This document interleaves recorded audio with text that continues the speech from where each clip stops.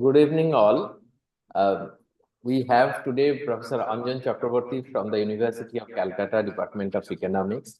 He has kindly agreed to deliver this lecture on relevance of Marx-Freud dialogue in contemporary time.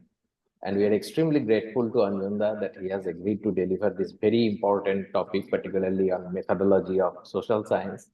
About Professor Anjan Chakraborty, I mean, he is renowned figure in the area of economics, particularly political philosophy and economics, that intersection. He has done his PhD long back from University of California, Riverside, and then he is a professor in Calcutta University. He has written more than 10 books, more than 40 journal articles and lot of papers, and also edited volumes and translated books and articles, which is very important for particularly for Bengali speaking people. And Professor Chakraborty, I was in Calcutta on the conferences and he was speaking there.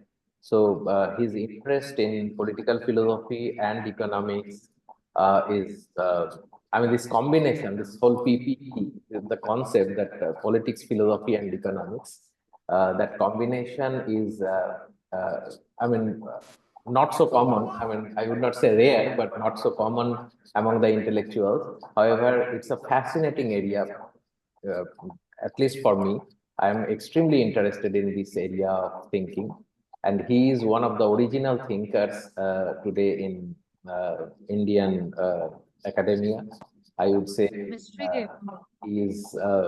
अपनी book से खुद भी कर बेटा फिर ही होएंगी वो चीजें ना हाँ फिर खुद भी रिवाइज कर लेना एक बार Can you please mute yourself? Yeah. So we are extremely grateful to Professor Anjan Chakraborty for being agreed to deliver this very important talk, which will be food for thought for all of us, the Economic Society. With your permission, Anjanda, we will got this talk and we will be putting it in YouTube in future for those who are not being able to attend today's lecture live. They would be able to benefit out of that recorded version. So with that request, I would hand it over to Professor Anjan Chakraborty. Over to you, Anjan. Thank you, Surajit. Uh, and let me begin by saying that when he suggested that I deliver a lecture, and I normally saw the easy way that I'd speak on perhaps relevance of Marx in the present context, but he put me in a spot and said, no, no, no, no. You are going to speak on your latest work on Marx-Freud relation. So that's really normally in economics department we know what we are supposed to do, but this is a very different kind of topic, but very close to my interest, long-term interest actually, uh, in the in the in the area of Marxian philosophy, Marxian economics. But you know, going with the problem one by one, uh, then moving into other, you know, cast or other characters like Freud, Laka on one side, Gandhi, Rabindranath on the other, and there are many others, intellectuals.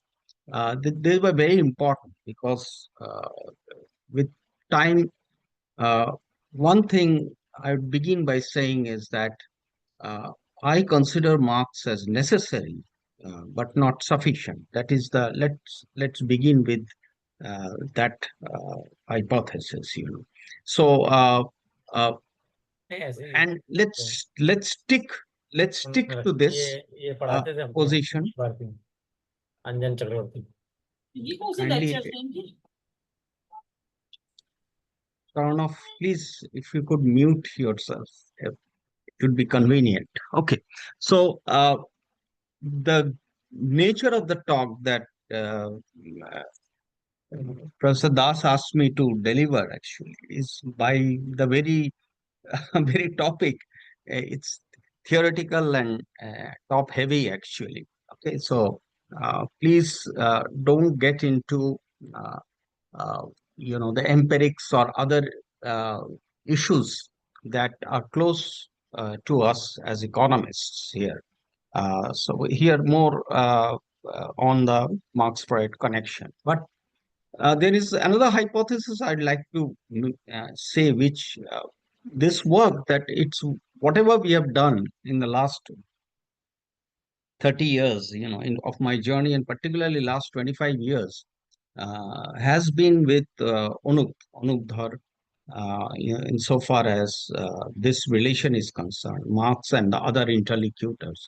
So, in a way, it's not me just who is delivering this talk, but Anup is also a very important, one of the component of whatever I'm delivering today. Uh, there's a one way to look at it is you begin with Marx and you end with Freud. You begin with Freud, you end with Marx. That is how we see it actually. And since uh, I am more inclined to, or more inclined here, at least in this lecture, for the sake of brevity also, to begin from Marx, I'll just point out some connection here with Freud, in terms of the question, and the problems that arise in the field of Marxism. Particularly, we are taking the specificity here, and politics in general, also political philosophy, economics also. And then why do we need a kind of Freudian insight?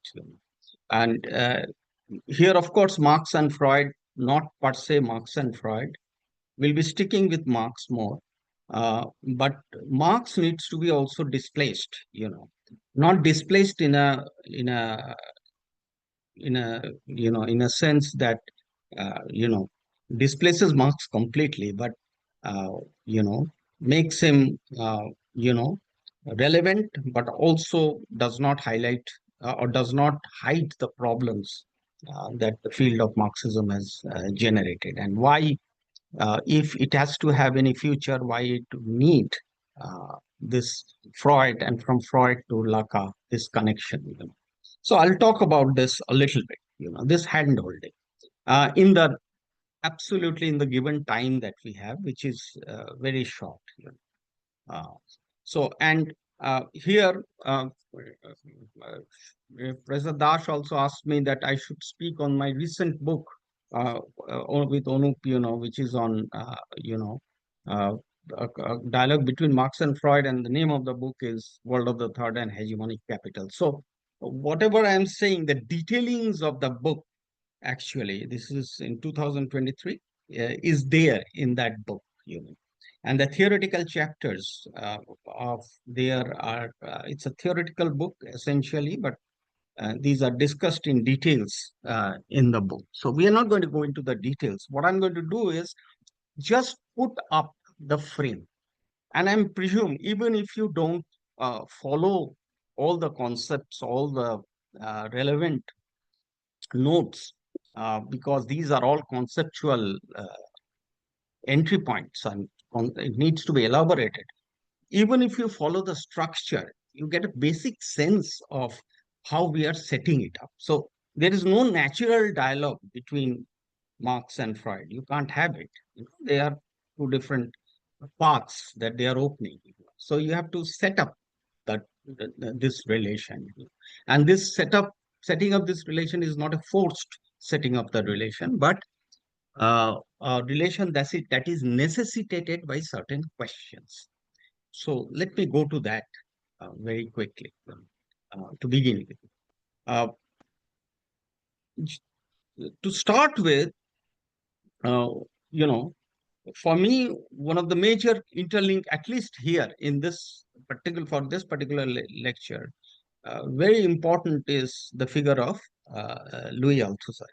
And Althusser kinds of provides this connection, uh, between Marx and Freud, and Althusser brings in, establishes relation with Lacan, holding hand of Freud, that connection is clear. So people are aware of the relation of Althusser with Marx, but Althusser, this is very important, and so the question is, why did Althusser feel that there has to be a setting up of a dialogue and questions of, to begin with, very important letters to be noted right at the beginning, that the central issue for Marx is political. So even when he's writing Capital is a subtext critique of political economy. So he's leading us to a way, is not only critique of capitalism, but also providing us with a method of how we can get moving away from capitalism, why there is a necessity to move away from capitalism. So very important is where does Althusser see the relation between the two? And his argument is that they are both necessarily conflictual. That is,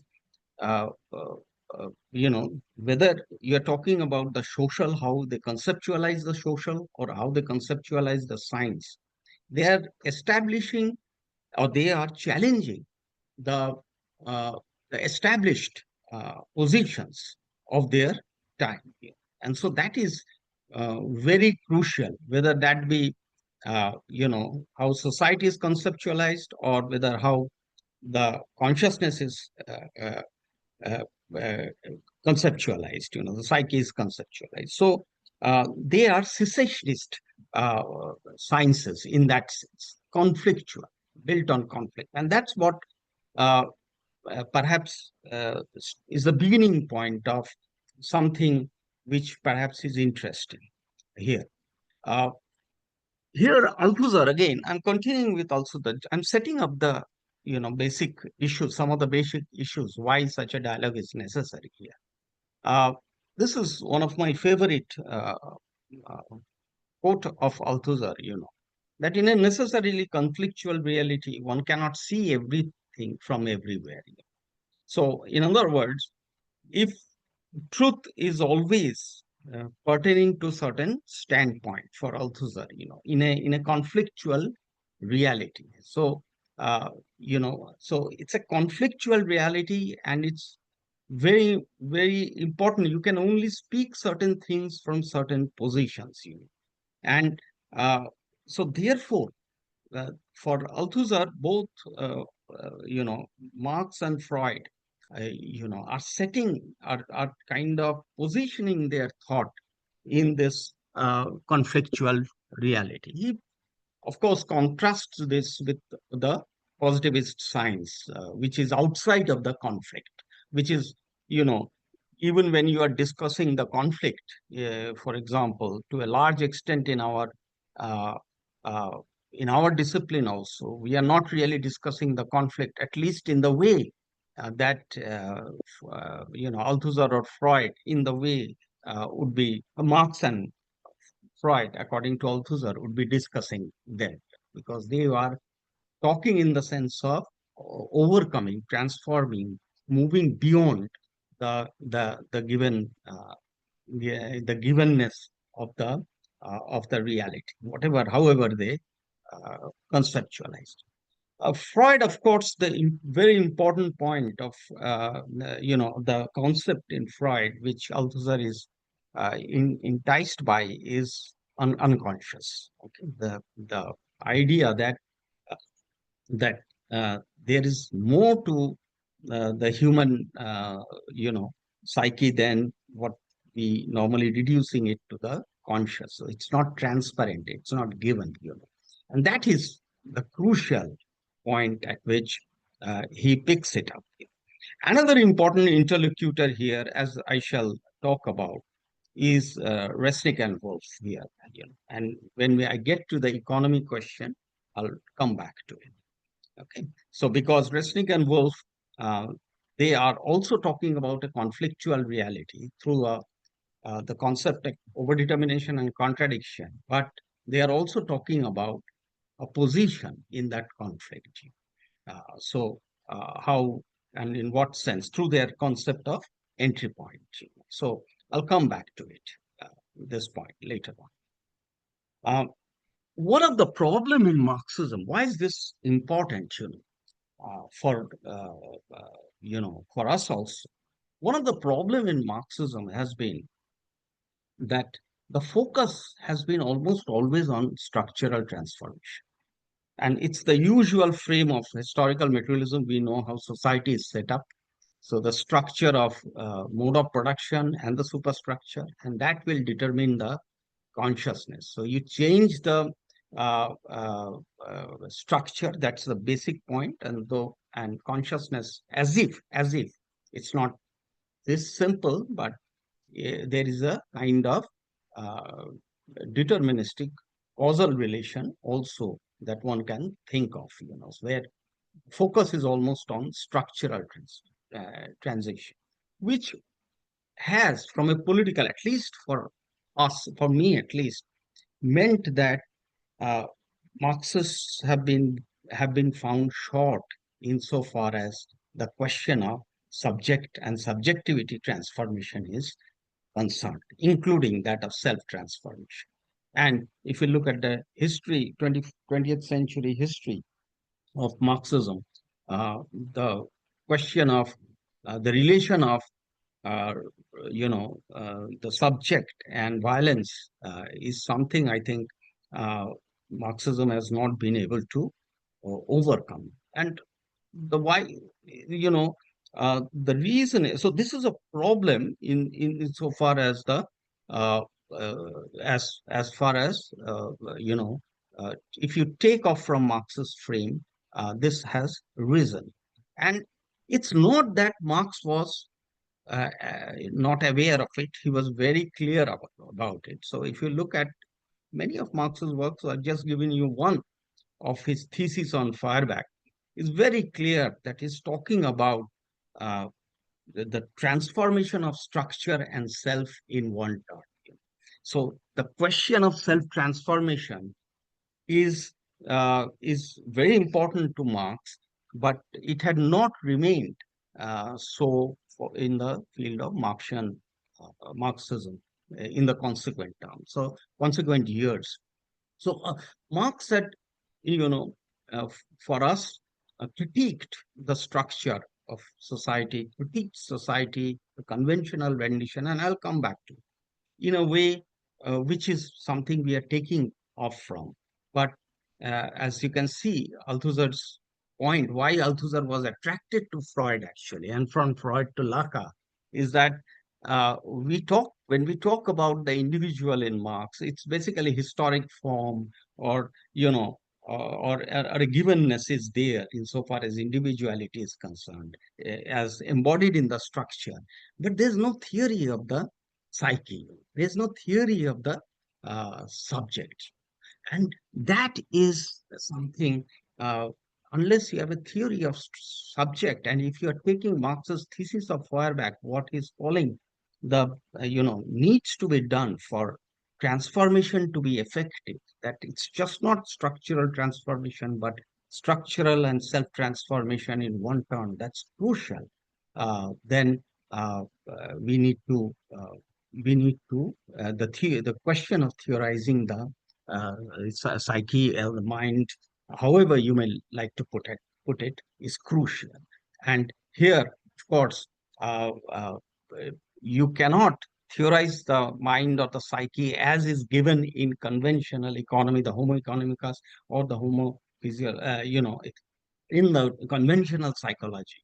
You need something which is radical, which displaces the subject, and which does not look at the worker just as a worker, but also has the other side of the worker, the possibility of the worker turning into a revolutionary proletariat, something that is, you need a psyche, which was Marx's, uh, unwritten, what should I say, uh, you know, grit, which was running throughout his understanding, that he was, even when he was describing how the worker is, the worker's position is in a capitalist relations, he was also pointing at the same time the possibility of this worker turning into a very different kind of individual. That possibility, that which means that the subject has to be malleable, there has to be plasticity, there has to be hole, rent, ruptures in the subject, which can make possible such a kind of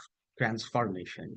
And you need a theory, actually, of to supplement the undoing of the structure that Marx was doing to make it more effective, addressing this problem. And that is where the question of Freud is coming up. And how can you address which leads to a bigger question, how can you address the question of the violent revolutionary subject, or the violence that has been part of the history of Marxism, unless you address the question of the self-transformation as part of the praxis here.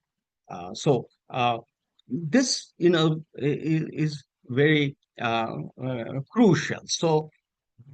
Uh, so there are three clues really here from Freud that we will talk about. This problem. I'm not going to address it. If you ever need, a detailed analysis of it, you can ask Unup, and he's going to deliver this, looking at it from Freud and then going into Marx thesis on Feuerbach. But I'm raising the question because this is central, one of the central questions. So I'm raising the problems within Marxism, and how a Freud-Marx connection is so essential. So there are three clues here which are very important to address this, which is that, the change, the question of praxis when we are talking about the changing of structure and changing of self in one turn.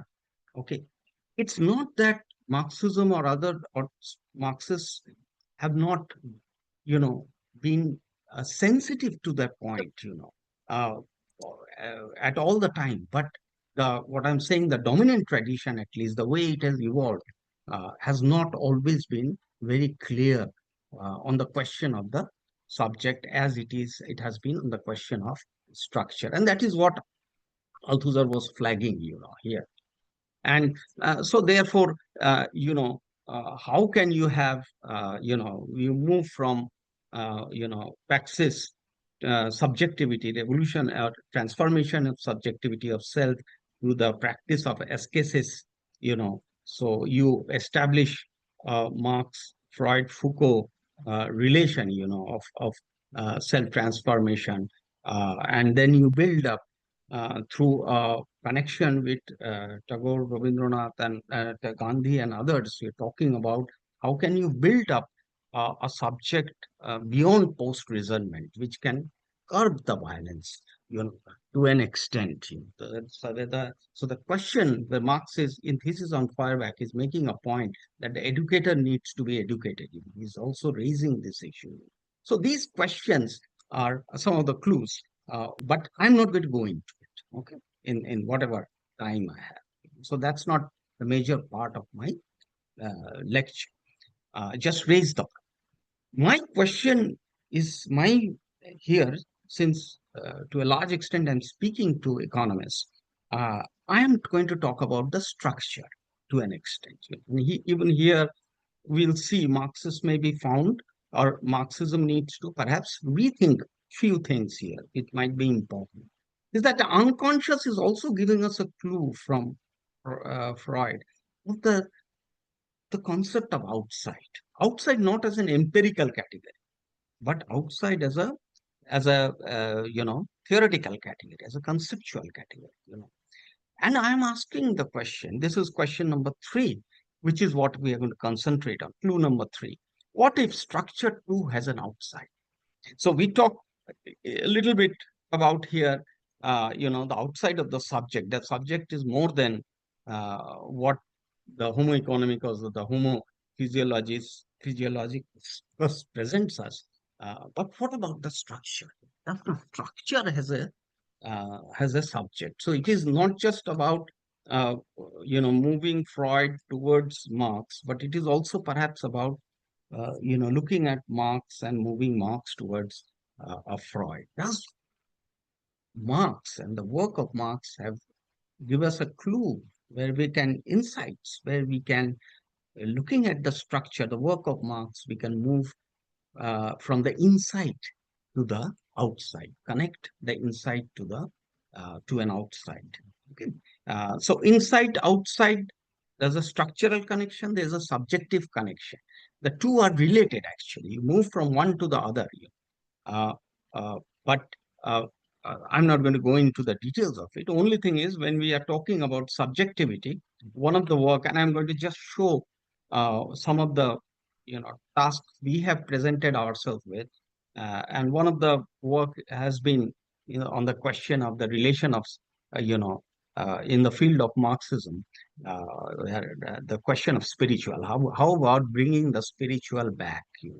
And spiritual in terms of the sigh of the oppressed, this is Marx's words, and how can you have something called a spiritual, secular spirituality? So in fact, these are the two issues we edited in the journal Rethinking Marxism. We gave a call actually, and we were very surprised because some of the very prominent top Marxists in the world actually responded uh, to the call, and and they wrote on the importance and the various way in which the question of secular spirituality can be thought of, actually conceptualized.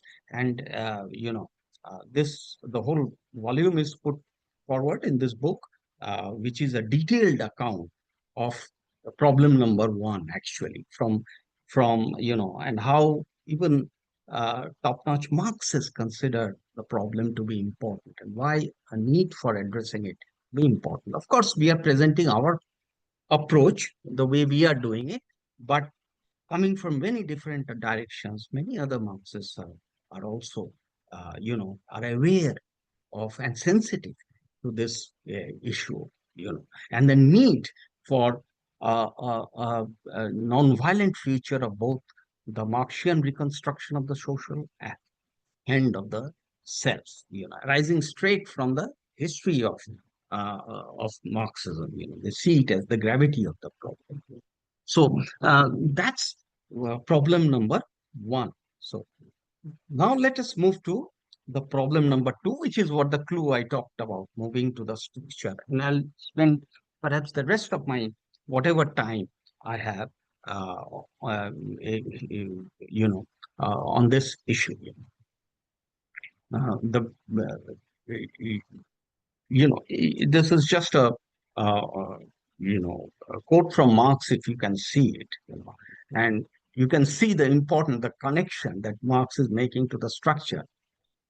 Capital, critique of political economy. So it's looking at capital, which we consider in standard economics as whatever it is, we know, but Marx is talking about the mystification of capital, mystification of profit, mystification of commodity, and that there is a need to perhaps dig deeper, that something is buried here, a structure. We need a structure, a method, a different language through which a different structure, through which a critique of the capital and what we call capitalism can be mounted, and a different kind of possible world can be revealed through the critique.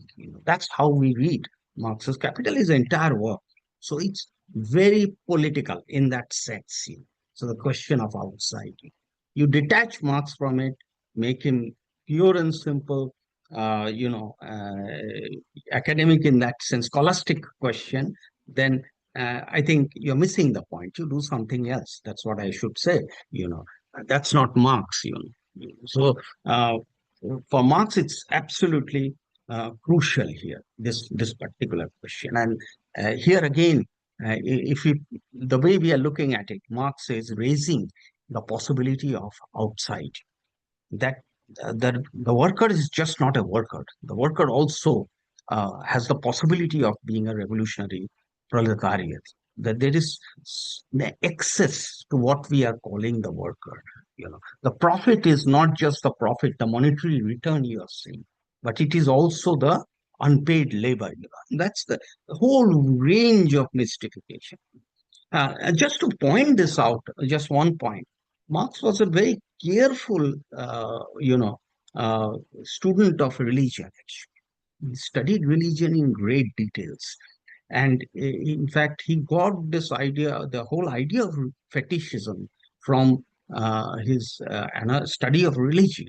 So when you see it being applied to, it's moving to the field in capital, commodity fetishism or other kinds of fetishism, delusional appearance of things, different ways in which fantasy, illusion, these are terminologies Marx is always using, in Capital, and they tell you about this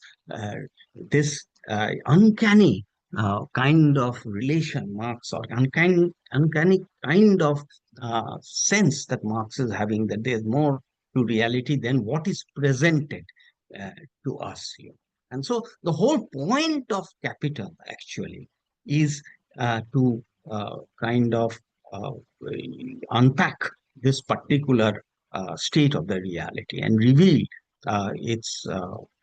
this, uh, at least the way we see it, this other possibility, other reading, which can take us to a different kind of, not just a critique of the existing reality, but also open a possibility for a new reality.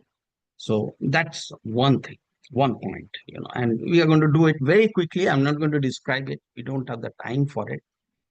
In terms of uh, two developments, just these do not exhaust the entire analysis, but just to give you the sense of the issue actually, is overdetermination, the concept of overdetermination, and as the epistemology and ontology.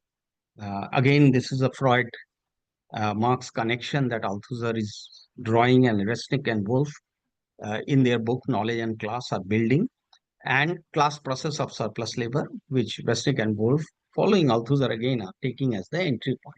Okay, so that is something we are using here.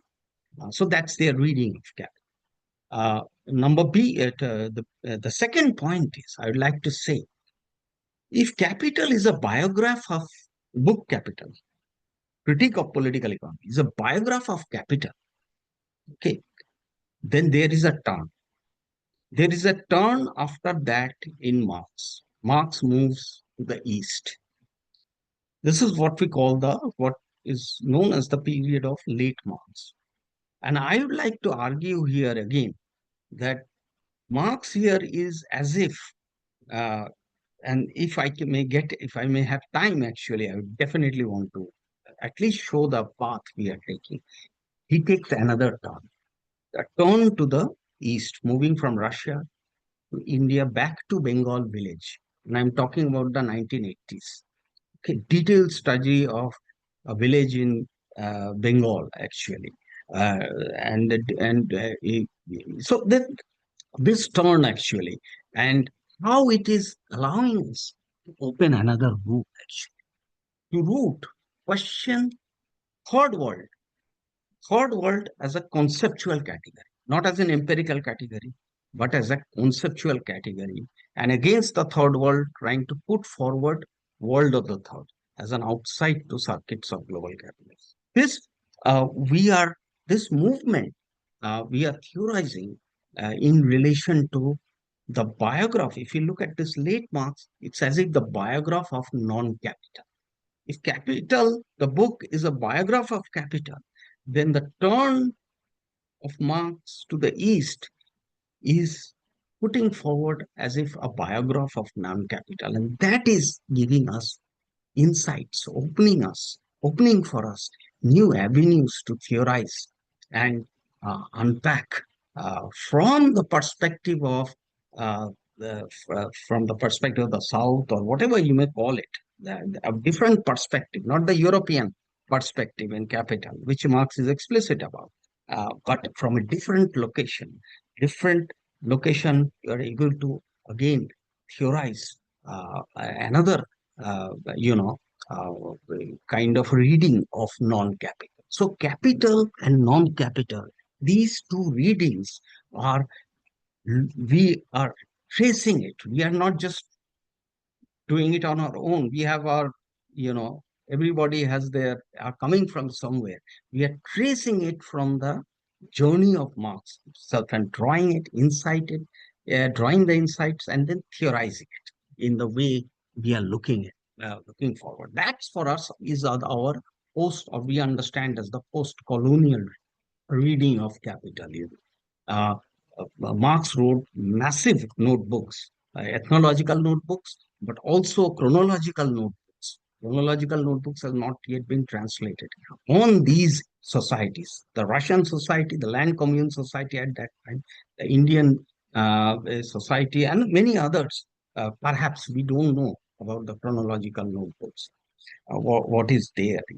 Anyway, that's what I have heard from people, that it has not been translated. Ethnological notebooks, I think we will get it. But let's move to this journey, if I may put forward, and that for us is the outside. If capital, for us, the book Capital, it's very interesting. Marx ends the third volume of Capital with a chapter on class and classes, and it is unfinished. He's trying to define class and classes, is not able to do it.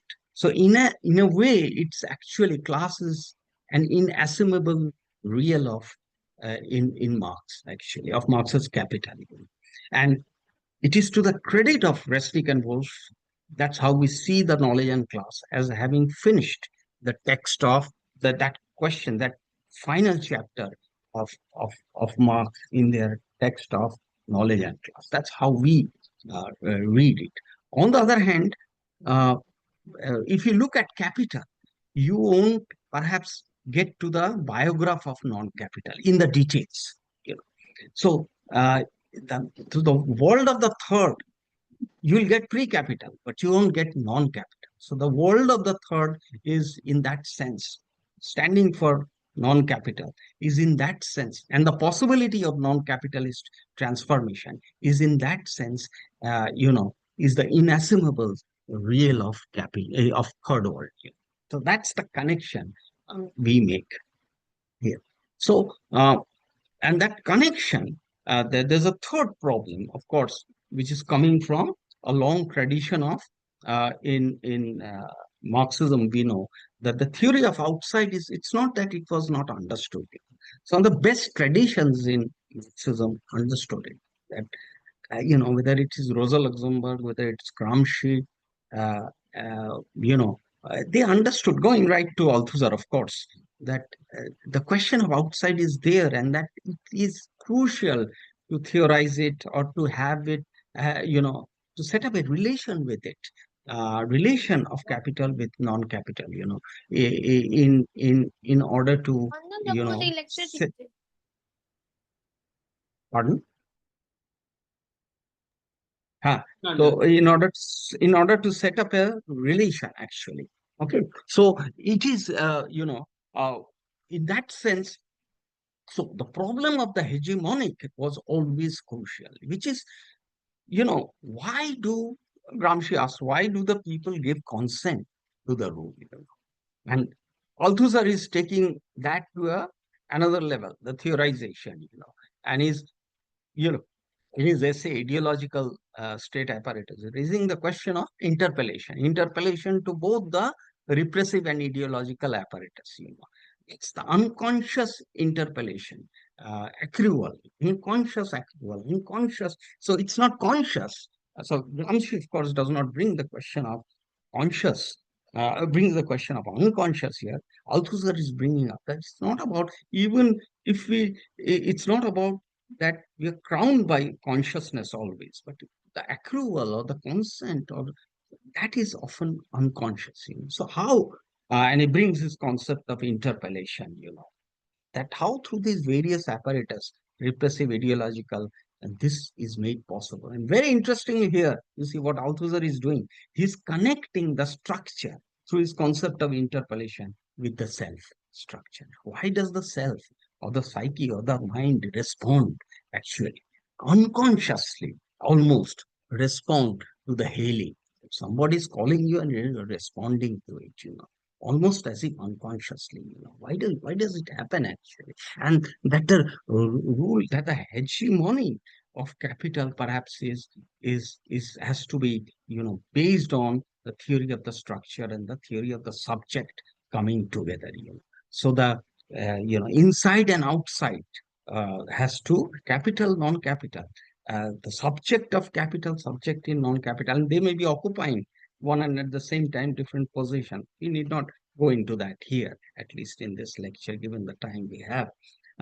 So that is, the problematic of hegemonic, which again is the third problematic, which is central, that you want to, it's not simple rule we are talking about.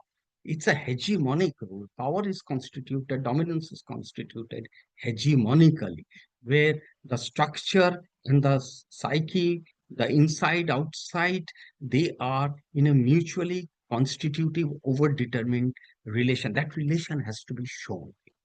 Althusser, Gramsci, and others, these are our predecessors, intellectuals, but the theorization has to be proper. And only then, given this, perhaps given the possibility, then we can talk in terms of counter-hegemonic possibilities in relation to this, which was all, of course, always the interest of these thinkers as well, following the work of Marx, actually, the impulse of Marx. All right. So this is the time I have. How many minutes do I have, Professor Dash? That's all right, Anjan. I mean, it's up to you. We have started little So- late, so we can go. Yeah. So you just tell me 10 minutes Yeah, around before. that. Yes. You tell me that I have another 10 minutes, so I'll finish it. It's So up to whatever. you. Yeah, whatever. So let us now, what actually I've set up the problem now at this level. So step 1, step 2, step 3, step 4. These are the steps I am taking, and that the Marx-Freud connection, they find the inside-outside connection. They find, its high point. At the one of the point at which they are connected to us is through the concept of the hegemony. The hegemony as a frame, and this hegemonic, very crucial. The outside is not out. There is no outside empirically in this frame. Okay, actually, the outside is always outside in relation to the hegemonic frame. So that is the real challenge: how you can frame an outside within the hegemonic frame, and that your counter-hegemonic ethico-politics also has to be then from the outside in relation to the frame, in relation to the hegemony. So it's not that something called outside exists, outside of the what we call the hegemonic reality. So the reality, as we are going to show now, is, or we are going to put it forward in this way, is hegemonically constituted, or what Marx, following Marx, we would call it delusional veil, a kind of veil, how these are, anyway, these are produced. So we'll show that. The first step is capital. So how we read capital, in a way, you can read capital in different ways. I do too, depending upon the problem I'm addressing. But here, you see, I am reading Marx's Capital so that we can move from there, open up the possibility towards Marx's turn towards the east, from capital to non-capital. Very important, when Marx is moving this late Marx period, it's not that Marx is giving up on the basic insights of capital. That's not, let there be no misconception. but the object of analysis focus is something else there actually. So if I may have time, I will just show that trajectory. And the outside here is coming from the theorization, how do we theorize the psyche, and so on. This is the Freud-Lacan connection. Uh, you know, from Freud, we have the unconscious and moving as the outside and moving to the concept of real in Lacan as the outside. And which is, you can't just take Freud and Lacan as it is. Again, you have to reset, re-theorize the whole thing in a way which produces a new kind of theory. So this is theory of hegemony. So this is our theory of hegemony. Let's be very clear here. We are building up on this interlocutor, but given our problematic, and given very importantly our problematic from our southern or whatever world of the third context, which is our uncanny kind of space in which we cannot also ignore. So our conception of hegemony is always sensitive to that particular existence as well. Okay. So let me start with step one very clearly. There's no way I can explain it. Okay, please pardon me. These are all, very complex theories or complex ways of explaining complex concepts, corpus of concepts constituted by. So, but I'm just going to put forward uh, the basic structure here, just the basic structure without a lot of explanation. Okay, because I need to show this connection between the two, right? Inside and outside. We need to show that connection, which is also a connection between Marx and Freud, which is our object of talk today. Okay, so I'll stick to that. I'll do whatever is necessary and leave it, no explanation. The details of this class-focused frame, which is step one, is one book you can look at is recently, which has come up. Myself and Onu, you'll get it. It's available there. So many of the things are detailed there. So this particular, so I need not go into it. But here are the two things.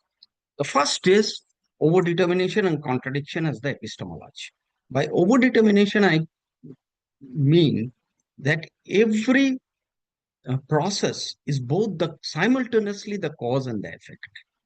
Okay, so there is no schism, division between the cause and the effect.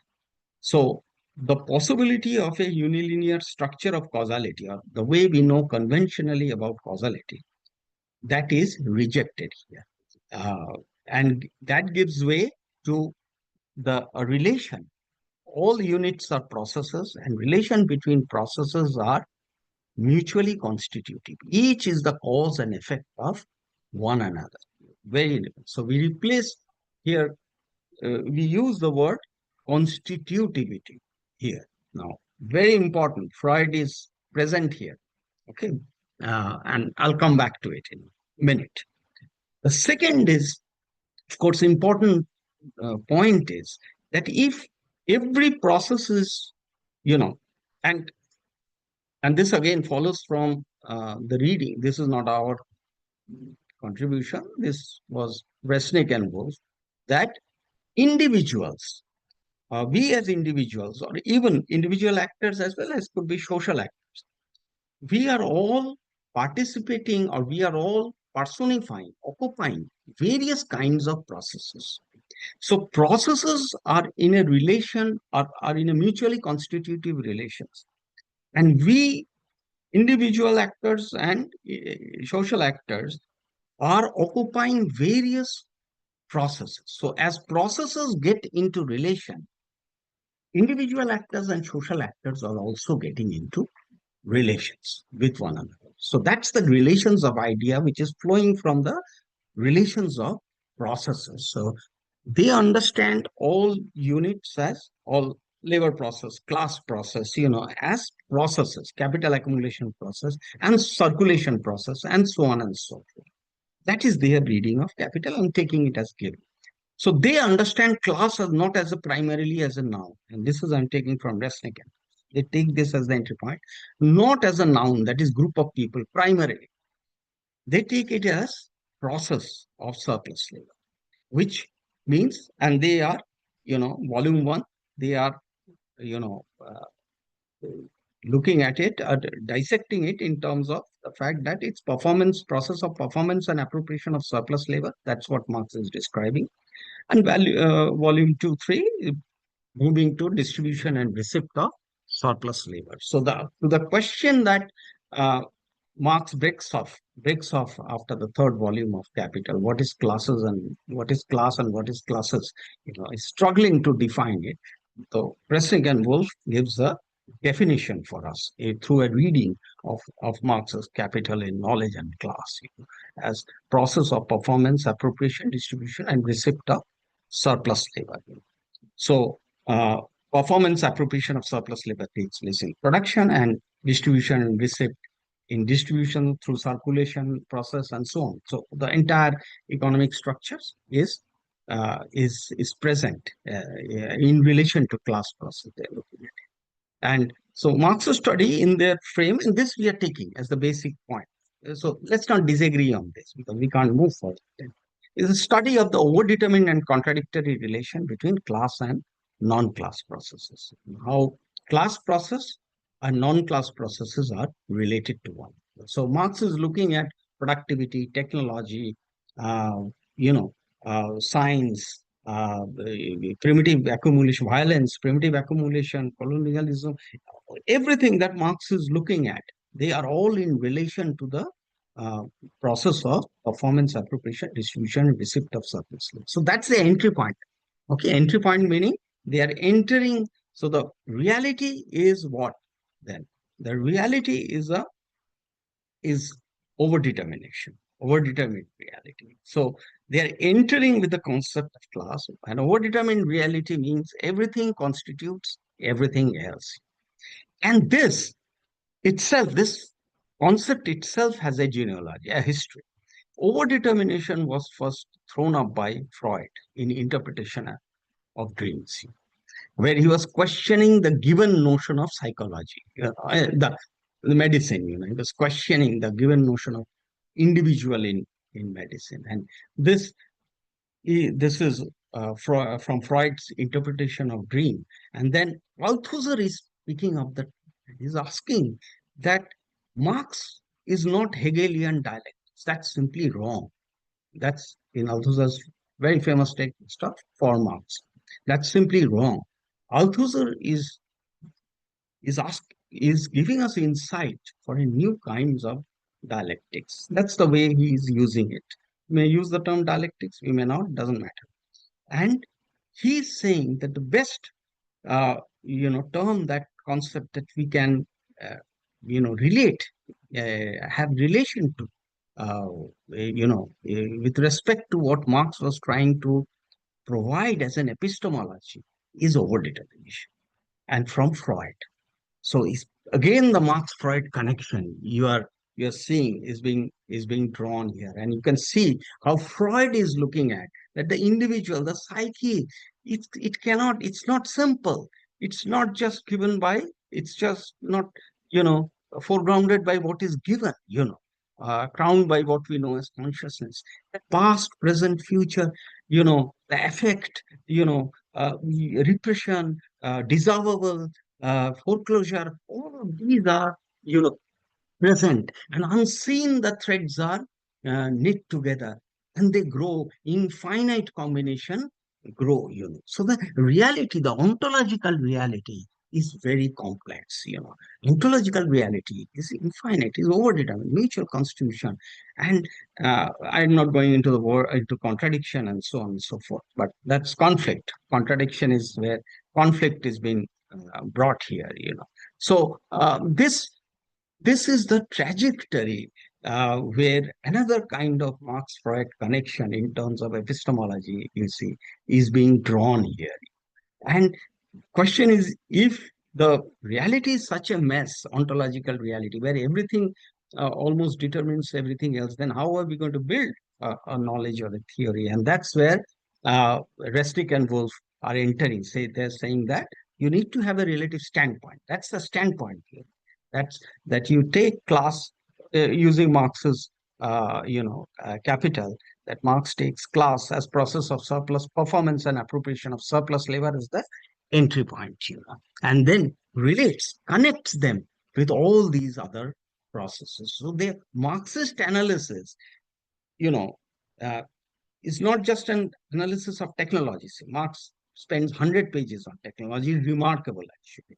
And many people now are, because of the technological evolution we are in, are going back to Marx actually, Grundrisse and others, But Marx's analysis of technology is very specific, It's in close relation with class. So that the relation of class and non-class processes. Similarly, if you take the individual too here, by default, the individual, the mind, the psyche, too would be overdetermined, by all these processes. So you cannot reduce the individual, center it to one particular, whatever status. It's not possible in this frame. So they break away. This frame itself, this concept itself, break away from the finality of the structure and the finality of the subject. So that is a major break within Marxism as we see it, which is helpful for us. So in this sense, all right. Coming to uh, the entry point, what is class, and why is class so important here? Or the not so important. How does Marx see here the question of class? Where is the question of class coming in? You see, that's Marx's entry point, because for Marx, crucial way, the difference he sees is in the way surplus is performed and appropriated. That's the crucial way he differentiates one social form with another social form, one economic form with another economic form. So that's what he's doing. And this very simple, three modes of appropriation you can have. If the surplus that is produced by a collective of workers is appropriated by non-workers, then that's exploitation. That's unjust for reasons we need not discuss here. When the workers or anybody who is performing the surplus labor is appropriating the surplus labor, then that's non-exploitation. So exploitation ends, that's just. And self-appropriation, when the surplus is performed and appropriated individually by one person. So for example, if you look at India's data, 56 or 50 over 50% are self-employed. So this frame is useful. I mean, I'm not going to go into that, but it also gives us a way to actually, in a realistic way, unpack the Indian economy also from a class-focused perspective. It gives a handle for us to connect with some of the evidence that we have of the Indian reality, where you have also, just by looking at this performance and appropriation of surplus labor, if you just concentrate on this, freeze it as a photographic image in this otherwise overdetermined reality, then you have all these different possibilities. A is individual appropriation. You can see B stands for non-labor, okay, where there's no performer of surplus labor. So either you're individually performing, or CB is you're collectively performing, but it is appropriated by non-labor. So that's exploitative. AA is, of course, individual appropriation of the surplus performed. So that's self-appropriated. And then, of course, CC is collective or communist form, where collectively the workers are performing and appropriating the surplus. And finally, we have, if you follow this, and this is our theorization work I did with my former teacher and colleague Ajit Chaudhary, that you have other kinds of class structures which are not perhaps possible to see now sitting from the Western perspective, which are community class structures, where one of the CA or AC, where one of the nodes is collectively done while the other is not collectively done. So what I'm trying to say is when as you are entering the economy, of course, these are then connected to different kinds of distribution and receipt of surplus labor, different kinds of non-class processes. So you have a complex class focused, it's class focused, but not class specific reality you are getting.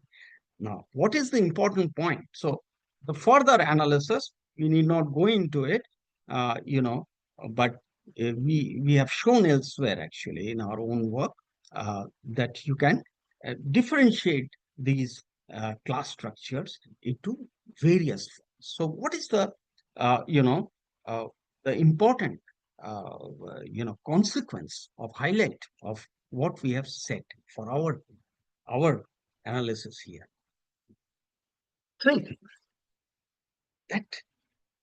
that the first is, thesis one is that the economy is decentered, disaggregated, where if you're talking about, say, a capitalist economy in terms of the connection of capitalist class process with non-class process, then that's only one component of the economy. Okay. So economy, thesis two, economy is not capitalism. Okay, see, is not equivalent to capitalism. If you make economy as equivalent to capitalism, then you are really stuck.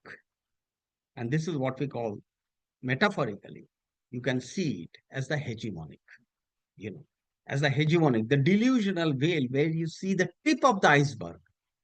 If you go to the tip of the iceberg, the top, the delusion is you reduce or you confuse the tip of the, misrepresent the tip of the iceberg as the entire iceberg, as the entire. So that's the delusional veil, which is to which this interpellation is constantly being reproduced. So the point is, it's giving us both, you see, the counter-hegemonic possibilities, because the non-capital, once you look at this, you see the non-capitalist possibilities are there. They may be both just exploitative and non-exploitative, but the possibilities are there. Okay, so that is completely erased, those possibilities, if you confuse or you misrepresent what is the tip of the iceberg with the iceberg. That's the hegemonic moment, metaphorically speaking. So what we have done is, through this frame is, we have shown this actually, demonstrated that this is what you may call it in another way, capitalocentrism, where capital, economy is not capital, but you're making capital as the center of the economy. Okay, we are implanting it as the center of the economy and the lens, and then viewing it, entire economy, through the lens of capital. Okay. So it's there are two. So let me go into this. So this is very famous, one of my favorite, actually, very favorite, not famous, very favorite quote of Wittgenstein, that the picture held us captive and we could not get outside it, for it lay in our language. And language seemed to repeat to us inexorably. And the language which seems to repeat, at least coming from the discipline I am coming from, is that the iceberg is the tip of the iceberg is the iceberg. That is the that is the picture that has held us captive. Unless we can get, first of all, out of this picture, have in a conflictual reality, you can't see everything from everywhere. That's why Marx is coming. Entry point of class process. Then you see that you can build up this picture, that this misrepresentation of what is the entire complex iceberg, actually as the tip of the iceberg, is actually holding us captive. And so in that is, we are being hegemonized as well. Everybody in some way or others, we are hegemonized subject. I'll come back to it in a minute. So let me look at the frame very quickly then. So Marx hardly talked about, actually, The book is capital. It is not Marx's book Capital. It is not capitalism. Okay. Marx very sparsely uses the word capitalism in the at least the first volume, I think, also the other three volumes here. Uh, so capitalism has been used in various ways, even within the Marxian tradition. One of the way it has been used, and we are using it here for the sake, because the object of analysis is that, is capitalism as hegemonically constituted. So capitalist class process, non-capitalist class processes, and are all present. They are all present. Okay. Then how this ism, like a religion, okay, as a bigger entity, this ism is being formed. You have to show it. The economy is, or the economic form of society, or the society in terms of the class focused approach, the diverse class processes in constitution with non-class processes, decentered, disaggregated, and so on. How is it constituted hegemonically? You have to demonstrate it. You can't just say that. You have to show it. That's a problem of theory. Okay, theoretically, you have to show it. So how?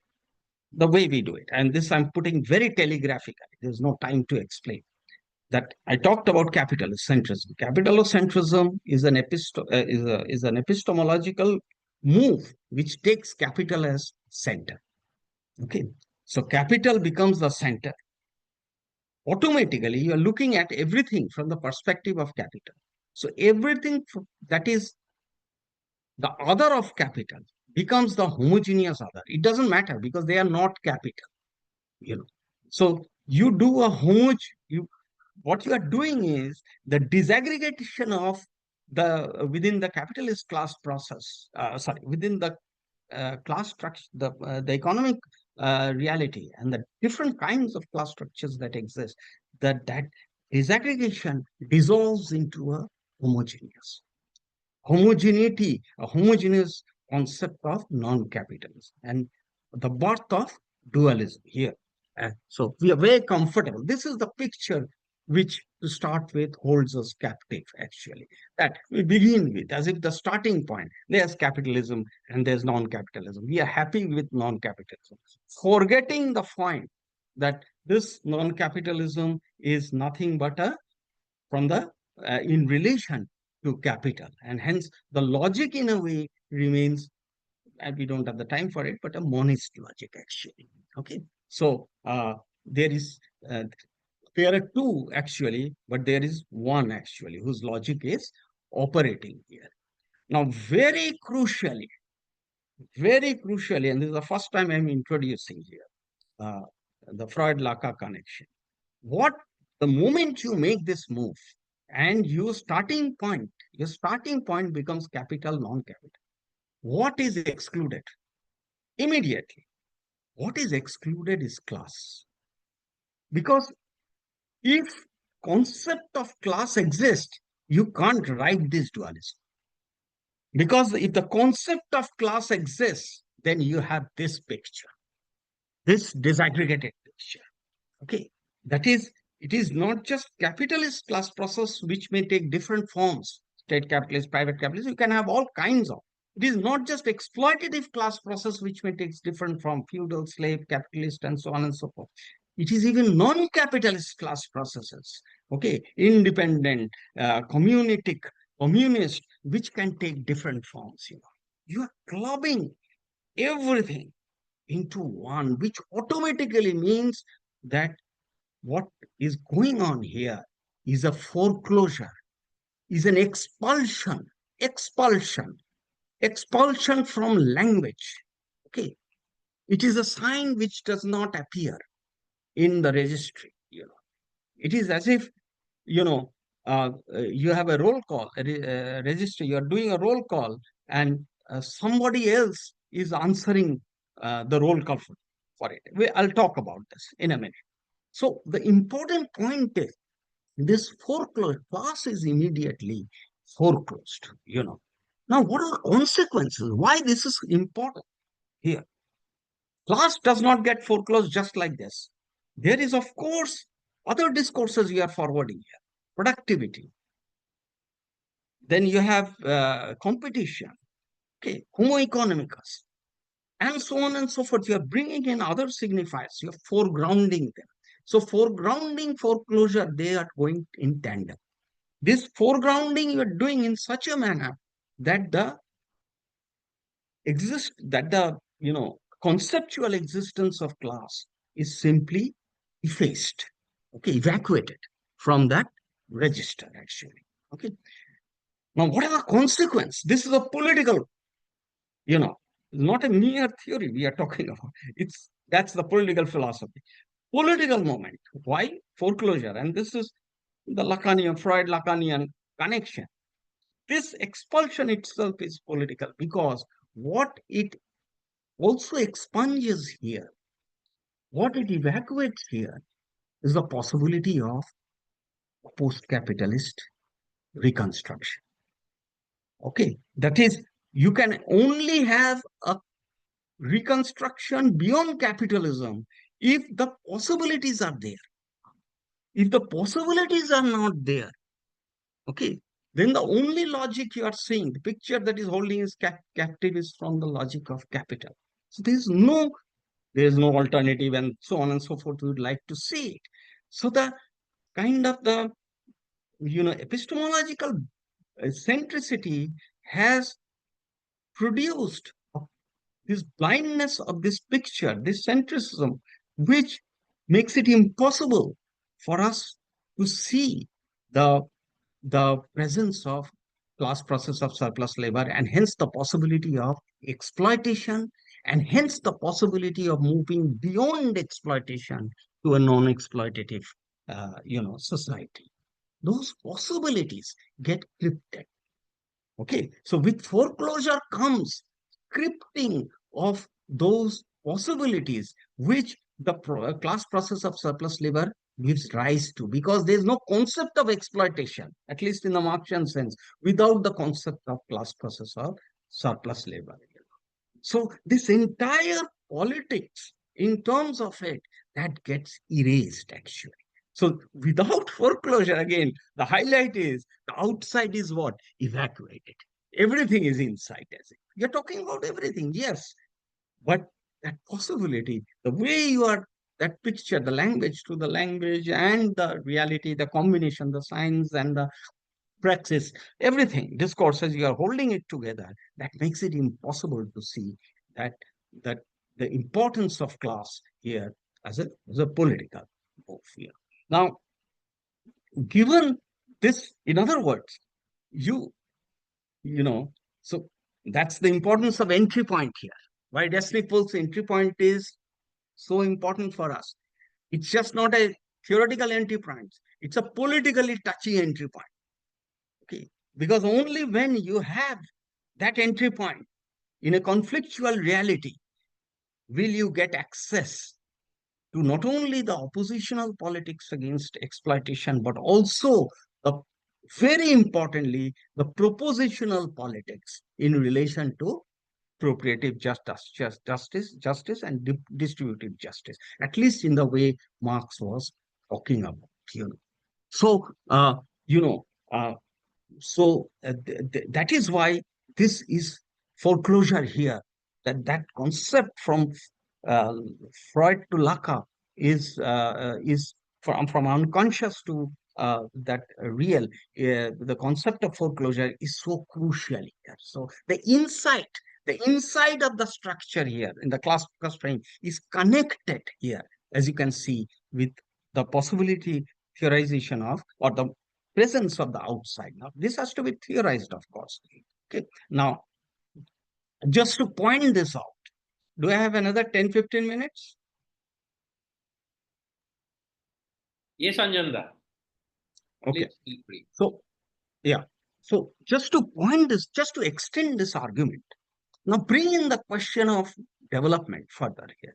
So, till now we are looking at capitalism, without the presence of third world.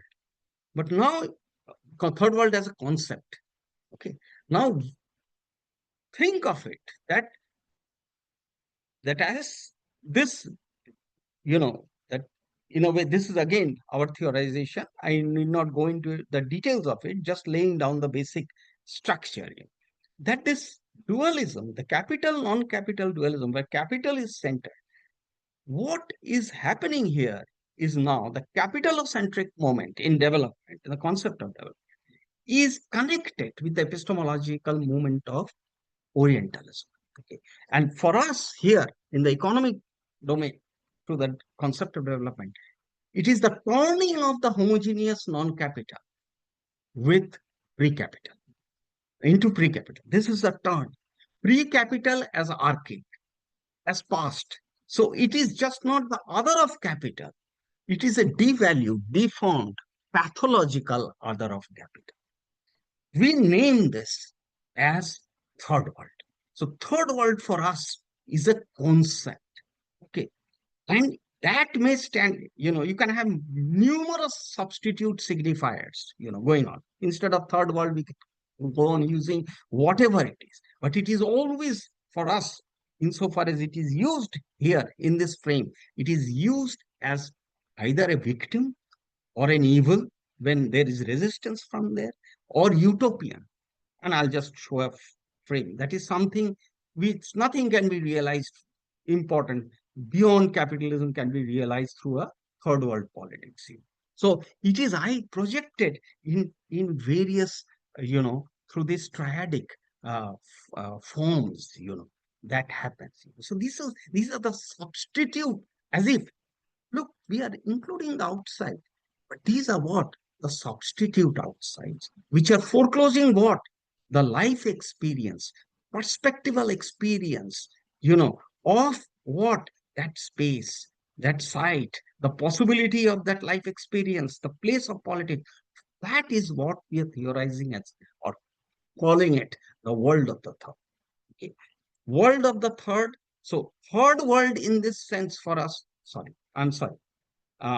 Third world in this sense for us is a space, an underdeveloped space, a point in a global map. World of the third for us is a human existence. It has its logic, experience, know-how. Okay. It has its contingent of being outside.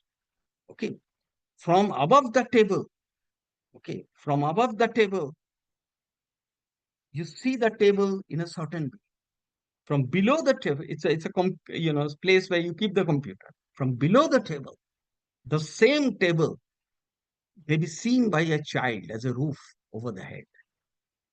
It's the same thing that outside of whatever is beyond capital, but that third world is the perspective that capital is producing from the logic of capitalist, from the mono language of capitalist, as what is not just the other of capital, but the devalued, deformed, pathological other of capital, And therefore, what you are missing out, all the moves, all the discourses, all the policies, practices that are going on over the third world actually are or over the world of the third, So it's that human experience, that logics experience, know-how, where there is a constellation of what we show actually in our work, class and non-class processes, giving a reality, how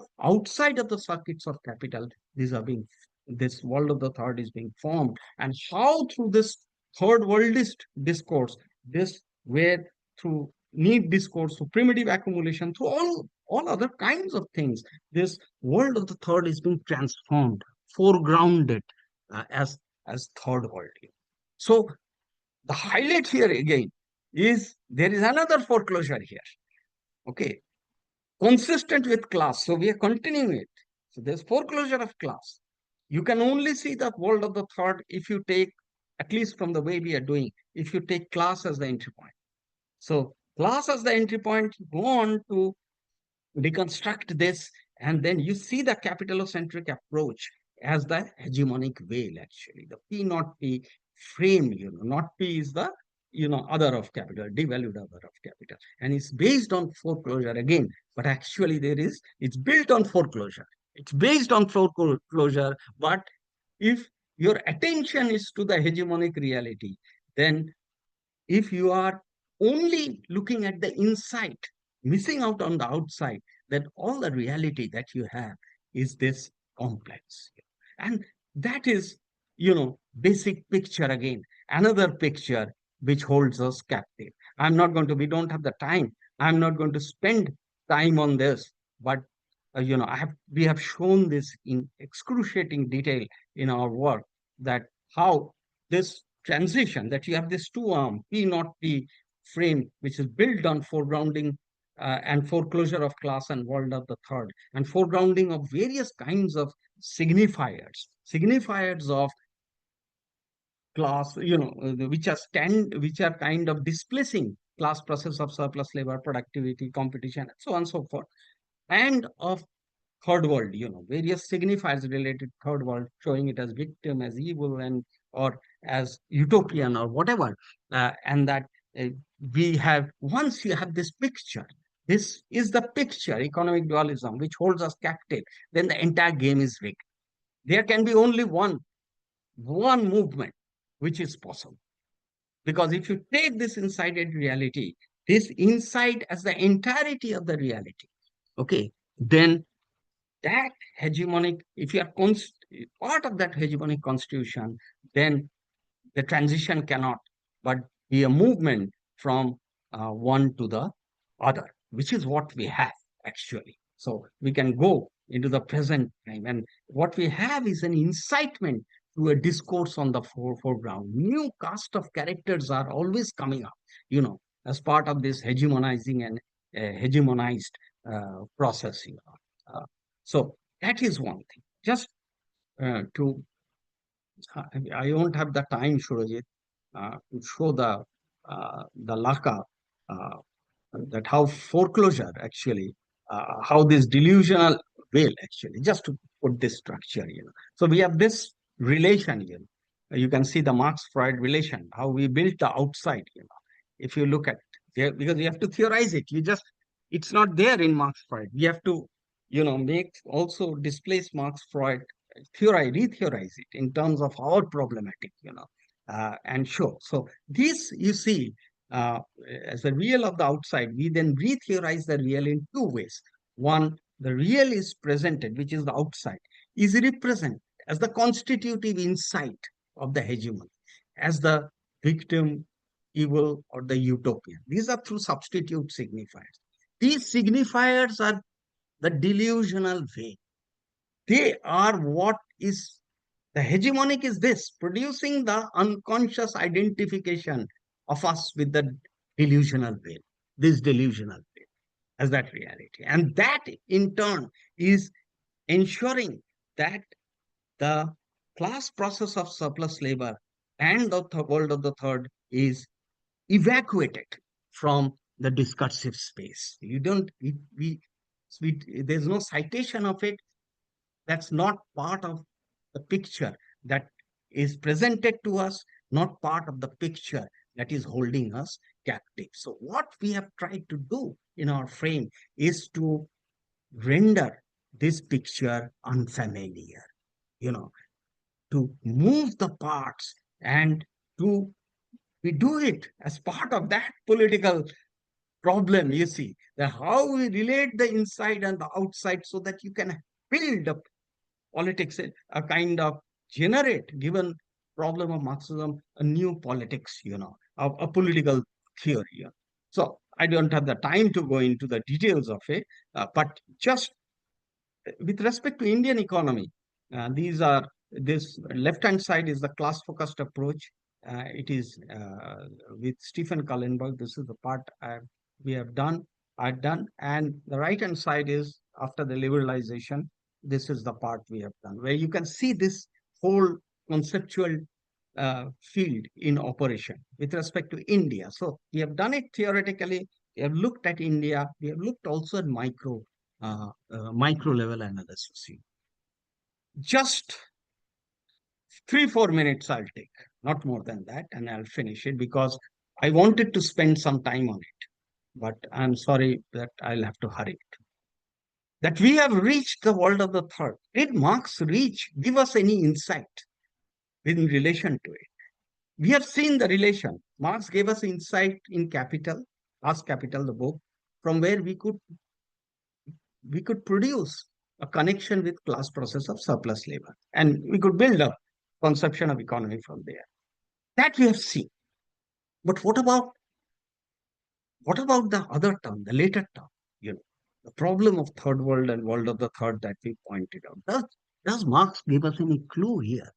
And this is for us very important, very important. The biography of non-capital, which is also opening the possibility, as I told you, of moving in a different directions based on the foreclosure of class and world of the third. Only then you can access that possibility. So that is the post-capital.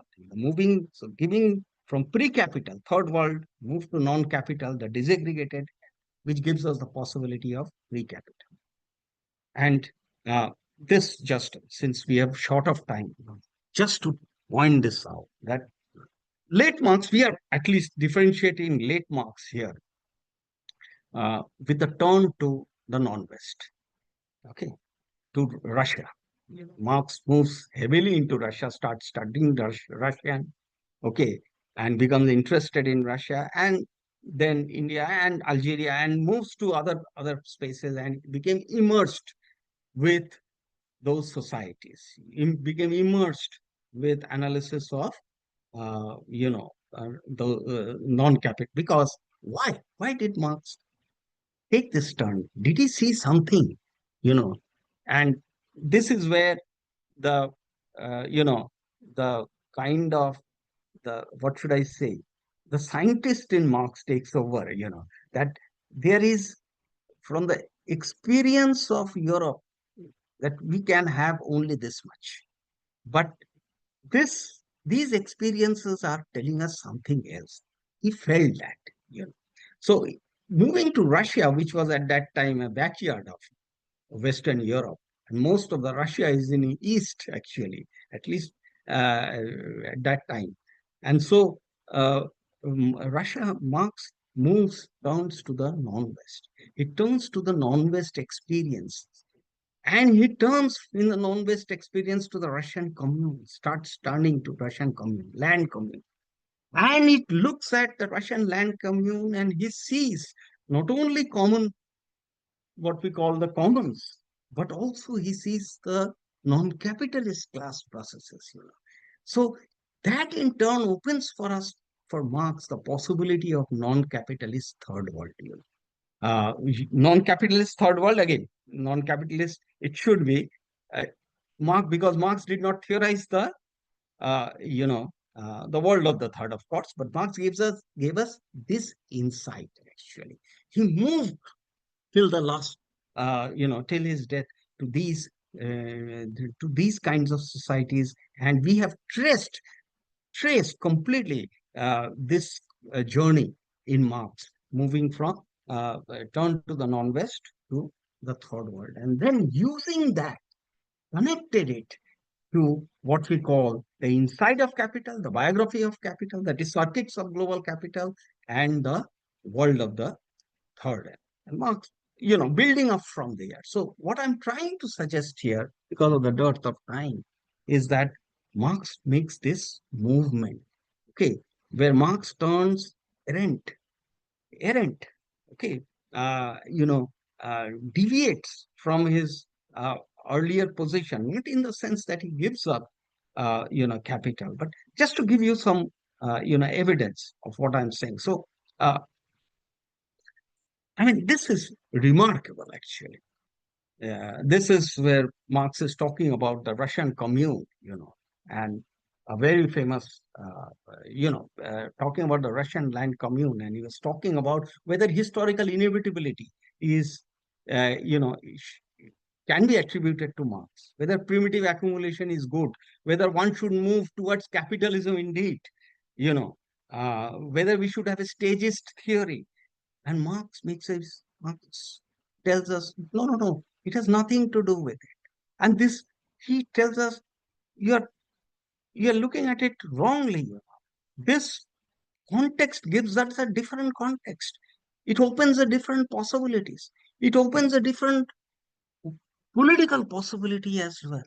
And this is as if the picture of India also is describing today, in a way, actually, of what the hegemonic is trying to do in terms of the P not P logic, capitalocentric Orientalist logic, the upper portion, And what he's saying is that what should ought to be, according to him, it doesn't take much, it doesn't do the detailed part of it, but he completely, if you look at this is not Marx's Communist Manifesto.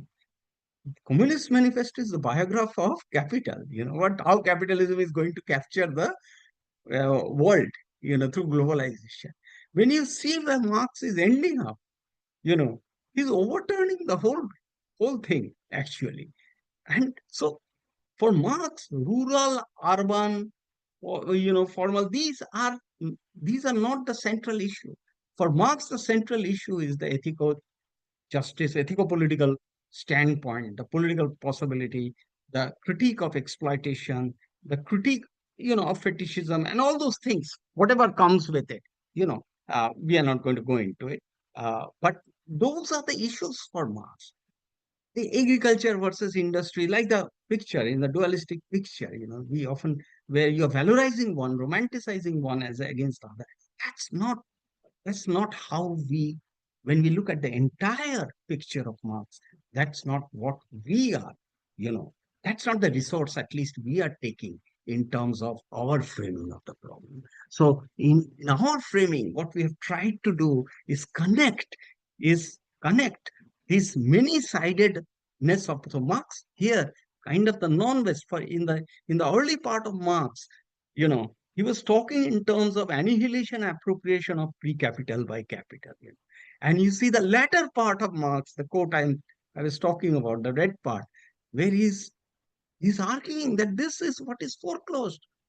The non-capital present in this Russian society, which for us is akin to, or the Bengal village, akin to a world of the third, outside the circuits of global capital. This is also providing us a possibility of reconstruction of the social and transformation of non-capital into post-capital. That doesn't mean that the anti-capitalist resistance is not important in Marx, but anti-capitalist resistance along with post-capitalist reconstruction and transformation of the self. These are the three nodes, at least in terms of our theorization, which we are, taking from, trying to build up in terms of that project. So just to look at the, here in this, when he's looking at the Russian Russian question, he's looking at the various, pointing out these various non-capital. Look, these are all possibilities. Possibilities are there. Possibilities for reconstruction, transformation. What Rabindranath called the Punarnirman is there here. You can do it, from there. Reconstruct the society and reconstruct the self, build it up in a different way. So Marx here does not moves away from the Big Bang necessarily does it, okay, I won't get into the details any longer. I'll stop here. Only thing is, this part is actually, if you look at our book Dislocation and Resettlement in Development, this part of late Marx is explained in details there, at least in 80-100 pages. How this turn in Marx is happening. That's our post-colonial reading of Capital as well. So we also have this idea that Marx perhaps was on the verge of writing another Capital, from this perspective. But anyway, I'll stop here. Thank you. Thanks a lot, Anjanda. Thank you so much. I mean, we all would agree that it was quite a heavy lecture, but extremely thought-provoking. Marx is necessary, but not sufficient. Marx has evolved. I mean, Marx's ideas have evolved over time. Marx and religion should be another lecture probably on this. Then this whole power relation, third world. Well, capitalism is just the tip of the iceberg called economy, and it is not equivalent to the economy as a whole. Right now, I am sitting in Africa. I am visiting University of Cape Coast, Ghana. So this whole question of third world and the question of third, and I mean, a political philosophy. Well, I am not competent probably to comment on all these. I can see the new director of Institute of Development Studies, Kolkata, Basdev Dasgupta, Professor Basdev Dasgupta. Basda, would you like to come in here and provide some comment, or Basda, are you there? Or maybe he is not there. But yeah, let us, uh, ask the other participants to uh, comment on your talk, or maybe if they have some questions, either you can write in the chat box or you can ask directly.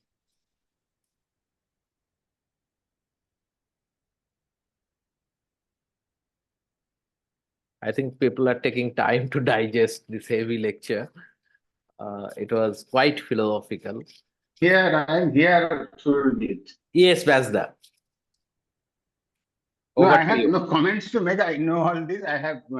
Yes, of in course, you are fact, one of the co-authors. So you are no, one working of the together. co-authors just of one book. Yeah. And I think today this idea of world of the third, Yes. that is basically stems from the question of inside, outside, the foreclosure of outside, etc.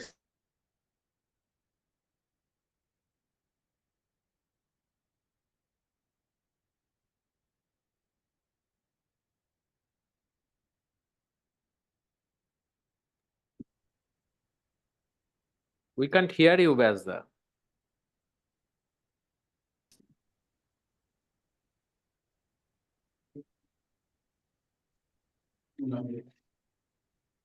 Hello. Hello, Yes, Basda. hello. Huh? Yes, please. Could you hear me? Yes, now. Yes, yes, clear. I said that this concept of capital and non-capital, the inside and outside, third world and world of the third, foreclosure of the world of the third, foreclosure of the outside, that way, is very important today, not only for academics or building up analytical framework, but also for practice, also for the political. They are very, very important today. The left today have to understand this, because otherwise they will be trapped in that same dualism of capitalism, he and not he. That much I can say. Right. Is there any other question? Well, I found this also to be fascinating, that when the question of sex and gender and caste and maybe other diversity, racism, since I'm sitting in Africa, and other questions of ethnic minorities and indigenous communities. And I mean, the politics primarily revolves around these worldwide. So I was wondering if Anjanda can reflect on these things, that real life Yes. politics primarily happens around these questions more, rather than, I don't know, I mean, whether it is capitalism or how much it is capitalism and so on. No. One thing that's one I couldn't get into. Capitalism is very important as a hegemony. So even if you don't say it as capitalism, the delusional veils are operating. So hegemonization is functioning. So it's not that capitalism as a hegemonic constellation is not present, but that doesn't mean that other issues or other ways of looking at it are not important. That's a specific entry point, class focused entry point. One way in which this hegemonic constitution is being dissected here, given the problematic.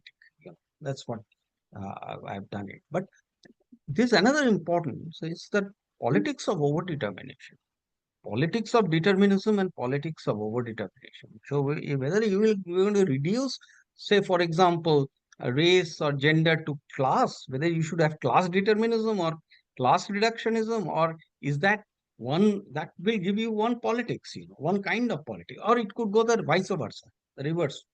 But the other kind of politics that you can emerge is once when you are in overdetermination, And the point is that any one process, so if, when you're looking at it ontologically, perhaps all of these are present, and they are combined in various ways, So that's what Freud was trying to bring our attention to, that they are combined in various ways, and these are contradictory effects whose combination is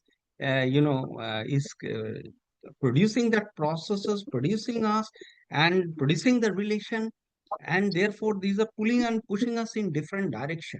So it cannot, it is inescapable that you will have these kinds of relationality which are contradictory, relationality which are conflictual in that sense. And how you then negotiate, deal with it, that's the politics, that's a political question, it comes in. So that's why it's not just epistemological. This is also an ontological picture of how it is understood, the reality. So here we have used class as entry point, but you can take gender, you'll get the same thing. That the combination of the processes that are constituted. That doesn't mean you reduce one to the other, or you reduce the effects of one to the other. All these effects are different effects are present. So I am not. That's why I'm using the term very carefully. Class focused, but not class specific. Class specific is when you reduce it to class only. Okay, so you make it class centric. That's class determinism. It could go other way around also. So you know, over determination, at least if you are in over determination, it does not allow you that leverage. So the whole how you are going to relate yourself or relate the politics to this overdetermined field uh, will again be a different Althusser's point. In a conflictual reality, you won't be able to see everything from everywhere. So what exactly is the standpoint or whatever position you are taking? So that's part of the politics. So at least if you are in overdetermination, it's inescapable that you will have this. So uh, and that's a battle. There is no easy way out. Anjan, there are two more questions in the chat box. Yes. Ujjwala Kumari is writing, my question is, how you look surveillance capitalism emerging in today's world? Yeah. So surveillance is part of the, you again, it has to be, I can't give you a one shot answer, but at least, for example, if you look at the, Althusser's interpellation or even Foucault's work, the panoptic, so surveillance is just not, it's about the, how the state or whoever, the institutions, the big capital, which is, keeping a tap on you, subjectively, subjectifying, is kind of, uh, keeping a tap on you, but it is also about how you are also, knowing that you are being, the surveillance is going out, how your, unconscious accrual to various kinds or consent generation to or other kinds of action through are being generated. So again, I will say it's part of that hegemonic constitution. It's one of the apparatuses, as Althusser say, through which this node of interpellation, or you can, the pastoral kind of governance is also, you can take it, or the, your subjectification, how you are yourself subjectifying yourself, as part of, knowing fully well that you are being, that you are part of the surveillance, which is something we all do actually. So the hailing, how we are being hailed, that unconscious accrual, to what we do, what we don't do, that's part of this whole process. So that is one way to look at it. Right. Since you put the word surveillance capitalism, so I'm relating it to capitalism. So ensuring that the centricity of capital, this or whichever centricity is not challenged here. So it's keeping that subjectification is going here. Pritha is asking whether we can get access to this PPT or not. So that maybe, I mean, from the lecture also one can get. Otherwise, over email, maybe you can contact Anjanda directly or something. And Charu Krishna Thailand is saying, Namaste Anjanda. I have attended your class in Vishwavarati. There I also wanted to ask but couldn't. May get your book on Marxism and the Capital in volumes. I don't know what exactly I've shown you the books as well. is. So I So don't the know. references are there. The Yeah. references are there. I mean, they are available in the market. So one can procure. Then Kottai Viran is asking if possible, please share the PPT. Yeah, it's heavy lecture, so people are asking for PPT, but that's okay. I mean, maybe I'll request Anjanda to send it later to me over email, and then I can possibly share with you. Yes, yes. I mean, you see, the Marx-Freud connection itself is heavy Yes. because it's not just about adding one to the other. You can't. Okay. So Freud can go in a different direction. Yes. So Marx too can go in a different direction. We know this won't be consistent with historical materialism. Okay, whatever I have presented. So Marx, we can take it in the historical materialist direction. So what you have to do to set up the dialogue is to move Marx towards Freud and Freud towards Marx. Only then you can have a dialogue. The dialogue is not readily given, actually. Yes. It's work, and that is why it is tough, actually. And that is why it So is interesting, fascinating. Yeah, that is why it's interesting, and that is why it's challenging also. So there are many pieces of the puzzle, actually, which is coming together. Right. Is there any other question or intervention?